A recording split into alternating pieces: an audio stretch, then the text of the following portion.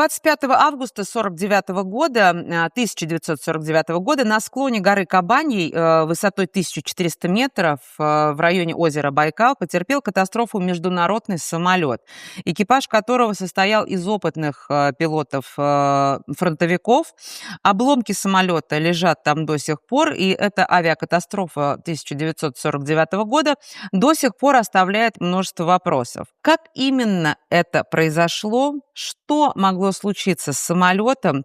Случайность или нет? Кто были интересанты этого события? Мы пытаемся понять с помощью нашего неслучайного разговора. Сергей Алексеевич Засорин, кандидат исторических наук. И первый вопрос: куда, зачем направлялся самолет? И почему была такая обширная правительственная делегация, практически все руководство страны? Ну, давайте мы оттолкнемся от того, что вообще в этой истории есть совершенно разные трактовки, разные факты и разные домыслы. Даже вот если говорить о самом полете. Урумчи — официальная версия пункта отправления этого борта. Урумчи — это тогда главный центр Восточно-Туркестанской республики. Нынче это столица Синьцзянь-Уйгурского автономного округа в составе Китайской Народной Республики. Но есть другое предположение. Гюльджа — еще один крупный город этой территории. Почему это так важно? Потому что надо понять маршрут его перемещения. И здесь тоже появляются непростые вопросы. Ну, казалось бы, вот лететь над Китаем по прямой линии, максимально удобный маршрут, так нет. Этот самолет Ил-12, кстати, новый самолет, который был всего за 2 месяца до этого у нас построен в Советском Союзе, он летел как-то немножко нелогично. Следующий пункт посадки — это была Алмата, Казахстан, потом Красноярск, потом Иркутск, потом предполагалось, что он должен сесть, но не сел, в Чите, а уж потом долететь до Пекина. Почему такой маршрут? Интересный вопрос. Ну, официальное объяснение заключалось в том, это был действительно август 1949 года, когда еще закончилась Вторая мировая война, понятно, и поражением японцев, но в самой острой фазе все еще продолжалась гражданская война на территории Китая между Гоминьданом, Чан Кайши, и Компартией Китая во главе с Мао Цзэдуном. Поэтому его могли просто сбить на территории Китая. Поэтому было придумано, что он должен большую часть маршрута преодолеть над советской землей. Но почему вот такие точки? Он должен был в каждой точке останавливаться? Да. Алмата, Красноярск, Иркутск. Да. Что он там должен был делать? На сутки? Нет, не сутки. Наиболее крупная посадка оказалась в Иркутске. Он там 2 суток простоял. Ну, предполагалось, что там будет перезагрузка топлива, проверка самолета, но это по официальной версии. Есть предположение о том, что по ходу движения этой уйгурской правительственной делегации должны были происходить встречи, консультации и переговоры с нашими советскими официальными представителями. Особенно это должно было произойти в Иркутске. Собственно говоря, катастрофа с самолетом и случилась после Иркутска. Кабанья сопка на побережье Байкала и так далее.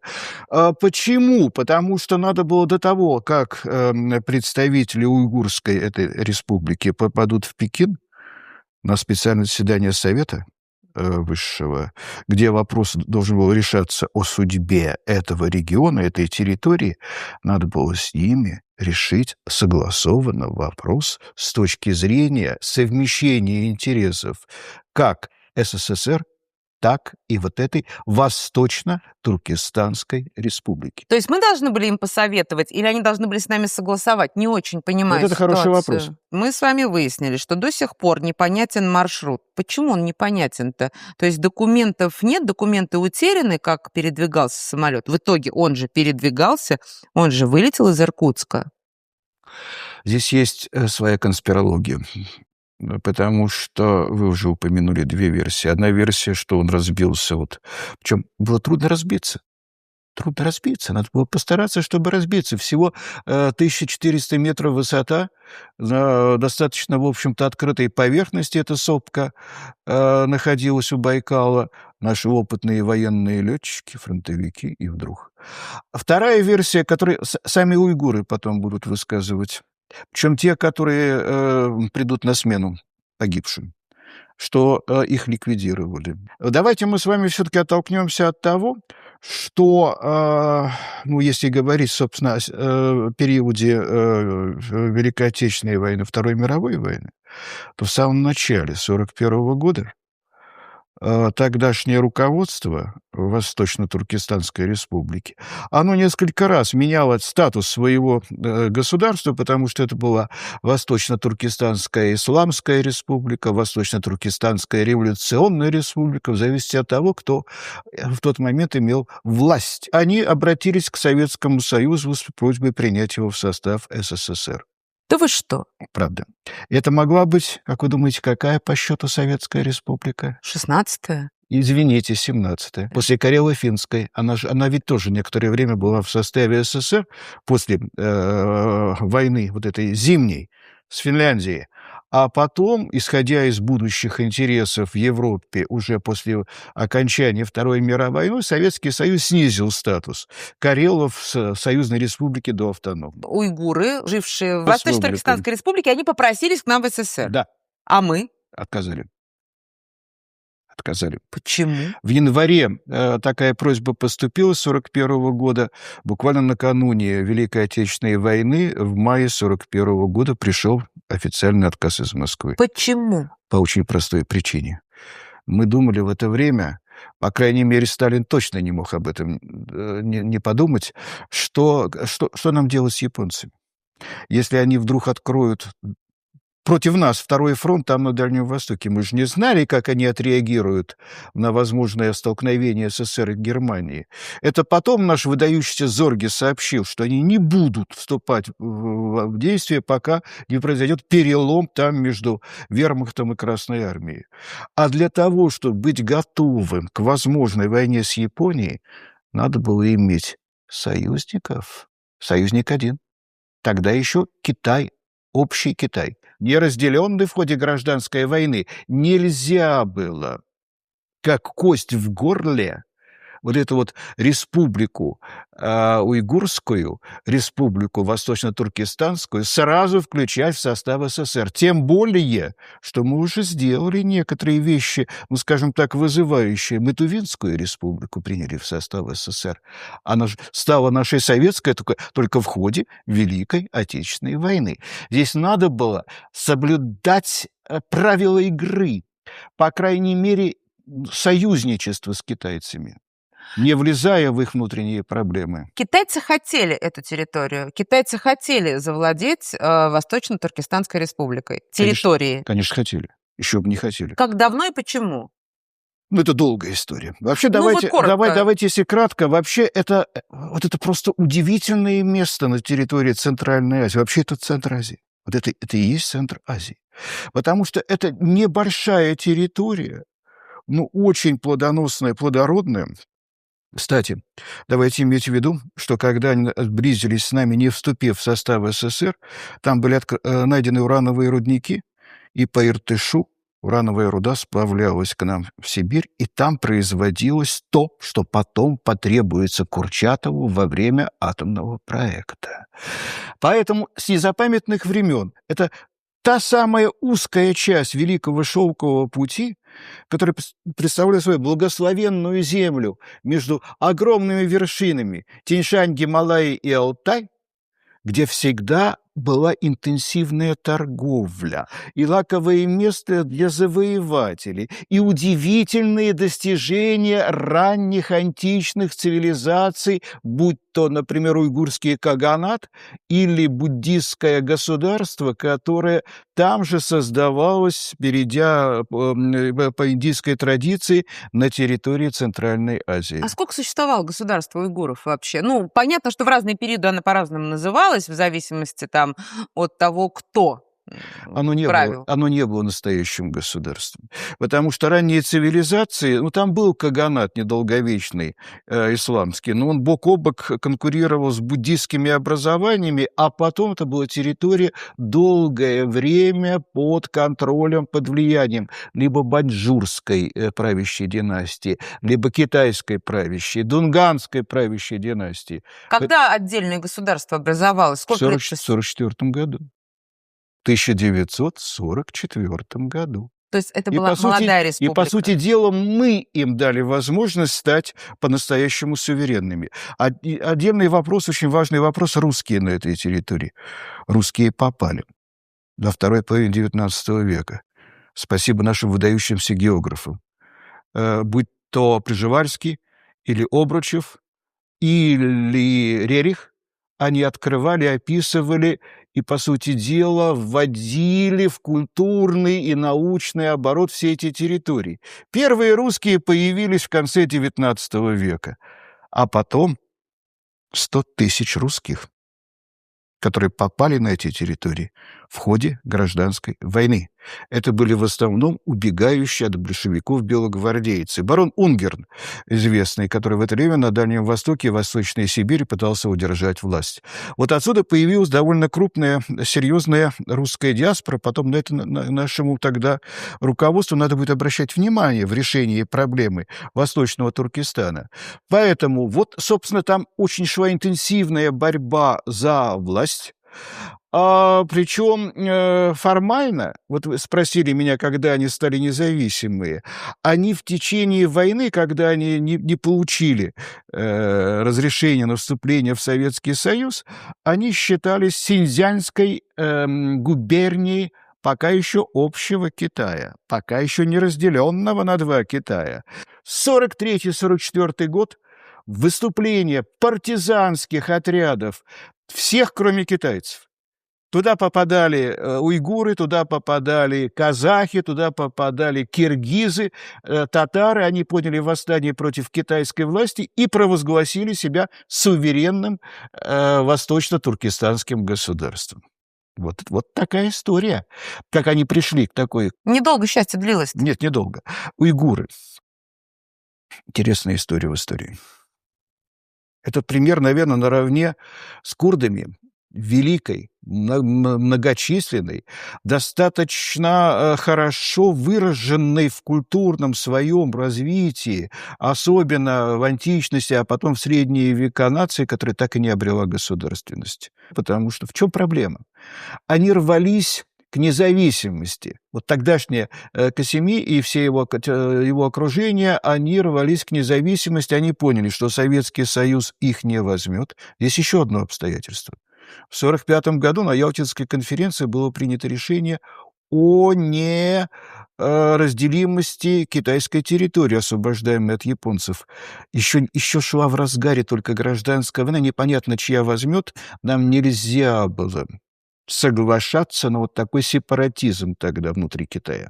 Доподлинно известно, кто еще находился в самолете, потому что говорили, что представитель нашей страны был, представитель посольства, переводчик, кто-то из Китая летел. То есть даже до сих пор я в документах нахожу разное количество людей, погибших. Понятно. Но все-таки по более-менее доказанной версии 5 членов экипажа, и, скорее всего, переводчик и был один из членов экипажа. Кстати, переводить уйгурским руководителям не надо было. Понятно, знали русские. Они все получили образование когда-то в Алмате, в Москве и так далее. Но сколько человек делегации было? Скорее всего, было так. Значит, было 5 человек, член экипажа, наверное, внутри этого экипажа переводчика, 9 представителей. Там, кроме Касими, был еще его заместитель в правительстве. Это было тогда, кстати, все они представляли собой братство народов.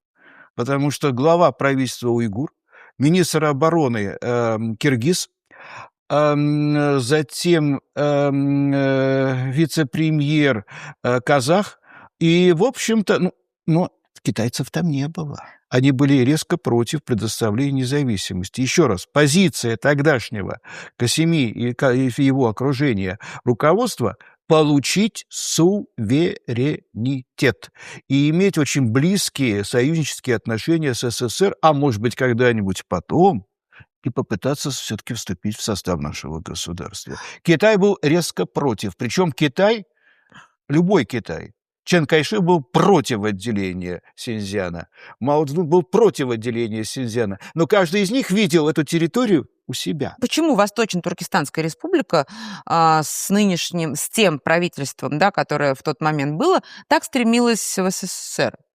Почему не в Китай, который им ближе по менталитету, ближе территориально? Почему в СССР? А вы уверены, что они были ближе по менталитету к Китаю? Они ближе были по менталитету. Самые ближайшие тюркские родственники уйгуров – это казахи, киргизы. Но никак не китайцы. Хорошо. Не говоря еще о другом, религии. Я понимаю, что все это были, в общем-то, в массе своей революционеры, коммунисты, атеисты, но население было преимущественно исламским, отталкиваясь от традиции когда-то еще древнего уйгурского каганата. Им конфуцианство, ну, никак. Мусульмане. Ну, конечно. Маршрут странный, окей. В Иркутске как будто бы должны переговорить с руководством или представителями СССР. Непонятно пока, я так понимаю, переговорили или нет. Далее самолет разбился. А основная точка Пекин. Для чего такая обширная делегация, практически все главенство, руководство страны летело в Пекин? Зачем? Еще раз, они должны были попасть на заседание Совета китайского политического, где решался вопрос о статусе. Ну, давайте так говорить. Еще не было официального названия, как сегодня Синьцзянь-Уйгурский автономный район. Вот этой вот восточно-туркестанской, как ее тогда звали, хотя в Китае все равно называли Синьцзянь, республики. Почему такой большой состав делегаций? Видимо, рассчитывали на то, что не все поддержат руководителя Касими и будут, в общем-то, где-то колебаться, и можно будет на этом сыграть. То есть, правильно ли я понимаю, глава руководства Касими летел в Пекин для того, чтобы отказать Китаю в том, чтобы присоединиться к Китаю, и хотел добиться того, чтобы признали автономию республики? Нет, не автономию, суверенитет. Суверенитет.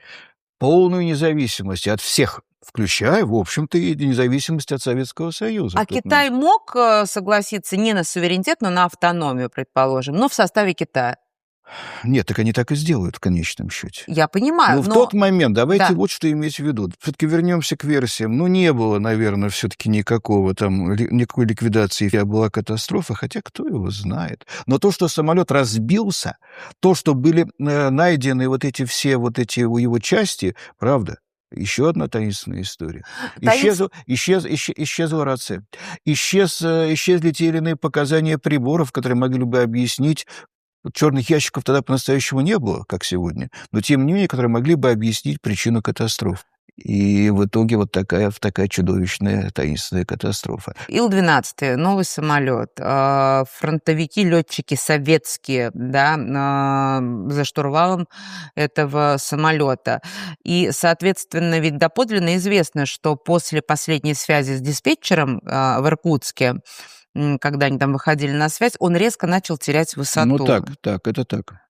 И, соответственно, новый самолет резко начал терять высоту с опытными летчиками. Множество вот этих факторов, они привели некоторых специалистов к версии того, что это могла быть не случайная авария. Ну, здесь много похоже на подготовленную аварию, конечно. Давайте еще одну вещь поймем. Все-таки, почему нам нельзя было допускать тогда отделение Синьцзянь, этой уйгурской или восточно-туркестанской территории от Китая? Давайте иметь в виду, что в августе 1949 года еще в полном разгаре гражданская война. И Гоминьдан Чан Кайши имел две точки опоры.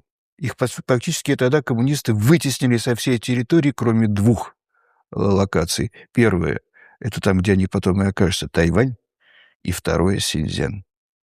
Если бы в этот момент мы бы разрешили, а китайцы не смогли бы заставить переломить вот эту сепаратизацию, суверенитет восточно-туркестанской территории, там могли бы остаться, окопаться и долго сопротивляться гоминьдановцы. То есть по факту я так понимаю, что это могла сделать условно, да, просто предположим, и китайская оппозиция, и китайская неоппозиция, и мы. То есть и помимо нас, я думаю, что были еще интересанты. То есть интересантов было А много. как же? А что ж вы про американских интересантов не вспомнили? Американцам надо было обязательно добиться сохранения суверенитета именно этой территории, может быть, без Гоминьдана, но лучше они же еще все пытались спасти Чан Кайши. И еще не забудьте, 100 тысяч белогвардейцев. Они же никуда не испарились, они были там. Они выступали как раз за независимость этой Ну, территории. От кого? В первую очередь от Советского Союза. Поэтому здесь было много внешних сил, которые разыгрывали эту вот уйгурскую карту. Кстати, вот когда все это случилось, и Касими заменил другой глава правительства, который через какое-то время по тому же, между прочим, маршруту, что интересно, через Иркутск, отправился туда и подписал в Пекине документ о вхождении. Формально это была независимая республика на тот момент, но вхождение в состав это уже была Китайская Народная Республика. то есть перестало существовать государство. Да, и когда уже в декабре 1949 года большая китайская делегация приехала в Москву во главе с Мао Цзэдуном делегация на празднование дня рождения Сталина, и там был подписан в Москве договор о дружбе и сотрудничестве между новой Китайской Народной Республикой и СССР, глава уйгурской автономии был в составе китайской делегации. Им тут же дали новый статус этой территории. Какая восточно-туркестанская, забыли. Восточный Туркестан – это ассоциация с Туркестаном советским. С казахами, с киргизами, кто там еще остается, таджики, туркмены и так далее. Здесь же Синьцзянь-уйгурская автономия, Урумчи так и станет столицей. Ну и, собственно, и все. Этот статус, он сохранится до сегодняшнего дня. Есть чудесные журналисты в Кабанском районе, собственно, в том районе, где разбился самолет, у Кабанской сопки. Это труднодоступное место, действительно, где разбился самолет, и его обнаружили, это даже с воздуха, не сразу, там, в течение месяца. Но недалеко, там, в сотни километрах, есть деревня Еланин, достаточно глубоко от населенных пунктов далеко находится. И, собственно, до сих пор есть старожилы, которые помнят эту ситуацию, не говоря о том уже, что журналисты из Кабанского района умудрились в течение нескольких лет, продолжительного количества времени, записывать с очевидцами различные свидетельские, условно, показания, да. И многие рассказывают, что после того, как был обнаружен борт, еланские-то охотники его нашли, там было разбросано огромное количество ковров, посуды, собственно, утвари, которая разошлась, пока наши военные не приехали по местным домам. А потом как раз приехали наши военные. И уже никого из местных не подпускали. Сами военные, как я понимаю, подписали, дали подписку о неразглашении, что участвовали в этой операции. После чего про эту ситуацию в 1949 году не вспоминал никто. Забыли, конечно. Забыли. И версий было много, что и самолет в Гобе разбился, что под Алматой. Да нет. Почему? Потому что... Почему гриф-секретно-то так наложили? Потому что, наверное, все-таки наши спецслужбы имели отношение, может быть, совместно с китайскими. Мы начали с вами говорить о выдающемся прошлом уйгурской цивилизации, а вот сегодняшнего уйгура без Кто государства. Ну, это те же тюрки ярко выраженные. Но дело в том, что вот на сегодня насчитывают в мире где-то примерно 13 миллионов 300 тысяч уйгуров. 12 миллионов 800 тысяч проживает на территории этого специального округа в Китае. 500 тысяч, полмиллиона в изгнании. Это те, которые не согласились тогда на китаизацию этой территории. Из них, вот обратим внимание, мы все с вами выясняли, там их этнографическое родство. 300 тысяч уйгуров проживают в Казахстане. А еще живут в Узбекистане, в Киргизстане, в России небольшая уйгурская диаспора. И даже какие-то там 10 тысяч уйгуров умудрились добраться до США и объявить себя уйгурским правительством в изгнании, как американцы сегодня любят у себя всякие там химеры сооружать. Это к вопросу о том, что гражданской войны не было. но и не было полного единства уйгурского народа по поводу вступления в состав КНР. Хотя, надо отдать должное, автономия культурная обеспечивается, уйгурский язык используется, преподается, есть специальные университеты, есть школы, есть литература, есть театры.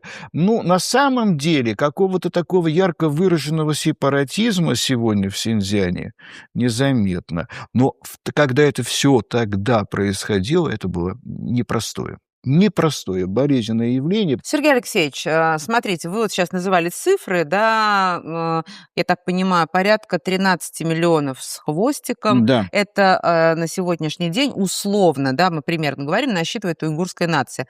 То есть это вполне себе могло быть население успешной, богатой, развивающейся отдельной страны-государства. Правильно я понимаю? ну, конечно. А, я понимаю, что история не имеет сослагательного наклонения, да, но, по-вашему, если бы тогда Касими не погиб, да, предположим, все-таки смогла бы Восточно-Туркестанская республика отстоять свою независимость, как вы считаете, при том, что ее раздирали буквально львы со всех сторон? Вот вы сами ответили на свой вопрос. Я очень сильно сомневаюсь. Ну, я могу вам задать встречный вопрос. А курды могли бы теоретически сохранить свою государственность и в Турции, и в Ираке, и где бы то ни было? А Тибет, вот она сегодня незаживающая рана, хотя китайцы считают, что там проблем нет.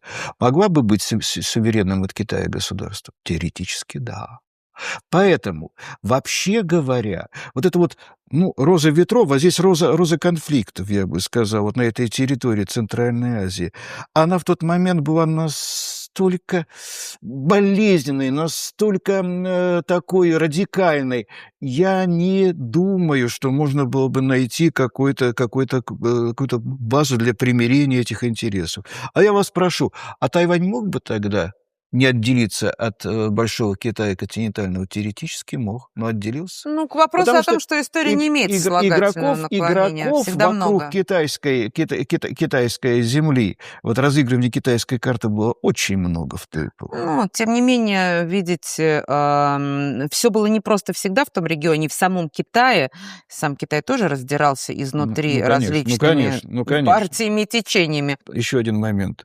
Ну, я надеюсь, что наши китайские партнеры, решив когда-то исторически эту проблему, уж теперь никогда не допустят ее пересмотра. А внутренняя Монголия в Китае могла бы остаться в составе Большой Монголии внешней? Теоретически, да. Она стала частью Китайской Народной Республики. Поэтому чего уж здесь говорить?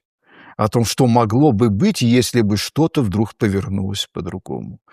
Вы правы, в истории не бывает сослагательного наклонения. Тела были вывезены с места катастрофы еще в сентябре 49-го, буквально через месяц, выданы родным только в марте 1950 года, только после подписания Советско-Китайского договора о дружбе. И, соответственно, осенью 1949 года Восточно-Туркестанская республика, как вы уже и сказали, вошла в состав Китайской Народной Республики.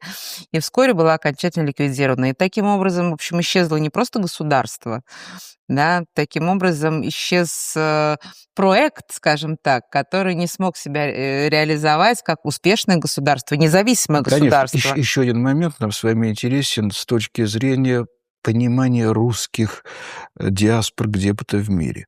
Вот давайте вернемся к ситуации восстания против тогда китайского контроля в 1944 году. Я уже сказал, что вот это были партизаны фактически уйгурские. Там были и уйгуры, были и казахи, были и киргизы, были русские. Русские, что самое интересное, которые когда-то оказались в эмиграции в прошлом, и белогвардейцы тоже, которые когда-то служили в гоминданьской китайской армии, но когда поняли, что Гоминдань занимает антисоветскую и фактически русофобскую позицию, они перешли на сторону тюрков и воевали против китайского контроля. И вот они-то как раз были... Большинство из них, когда войдет эта территория в состав КНР, они уедут в Россию и закончат свою жизнь на нашей территории, и никто их не будет обвинять в белогвардейском прошлом, потому что они в большей степени выступали как патриоты нашего Отечества. Ну да, Все история переплелось, все все переплелось, очень история сложно. сложная. Но тем не менее, я хочу рассказать нашим, зрителям о том, что к 75-летию Победы, журналисты в составе с некоторыми предпринимателями Кабанского района, Иркутской области, все-таки решились, поискать родственников, погибших, советских летчиков тогда и, нашли, средства, возможность, на частные деньги установить мемориал, собственно, памяти, именно в том месте, где разбился сам самолет, на котором, собственно, написана дата гибели, летчиков и дата гибели делегации. И то, что они оказались в этой не совсем ясной и не совсем, наверное, справедливой истории, ну что, это их беда. Я рада, что этот неслучайный разговор с вами у нас сегодня случился. Благодарю вас. Спасибо вам. Подписывайтесь на наш канал и смотрите наши передачи. Спасибо.